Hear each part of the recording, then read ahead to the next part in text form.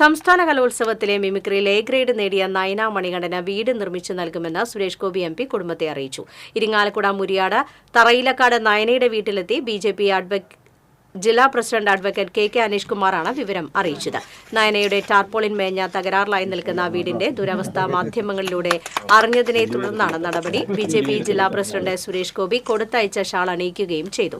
Suresh Gopi video കോളിൽ കുടുംബവുമായി സംസാരിച്ചു.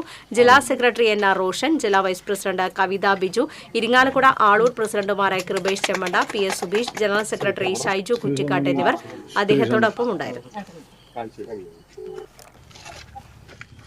എന്റെ ആൾക്കാര് അപ്പൊ ഇന്ന് നല്ല വാർത്തയും വന്നില്ലേ? അതില് നയനയുടെ എ ഗ്രേഡും ഉണ്ട് അല്ലേ? ഒരു പോയിന്റിനല്ലേ ജയിച്ചിരിക്കുന്നത്. എല്ലാവരുടെയും എ ഗ്രേഡുകളും എല്ലാവരുടെയും പ്രയത്നവും ഒക്കെ ഉണ്ട്. ടീച്ചേഴ്സിന്റെ, ഗുരുക്കന്മാരുടെ എല്ലാവരുടെയും പ്രയത്നമുണ്ട്. അതിന് വലിയ വിജയമാണ്. തൃശ്ശൂരിന് 25 വർഷത്തിന് ശേഷമാണ്. വലിയ പെരുമയാണ് നിങ്ങൾ തൃശ്ശൂരിന് വേണ്ടി നേടിക്കൊണ്ട് തന്നിരിക്കുന്നത്. കേട്ടാ? വീടിന്റെ കാര്യം പറഞ്ഞില്ലേ? പറഞ്ഞു.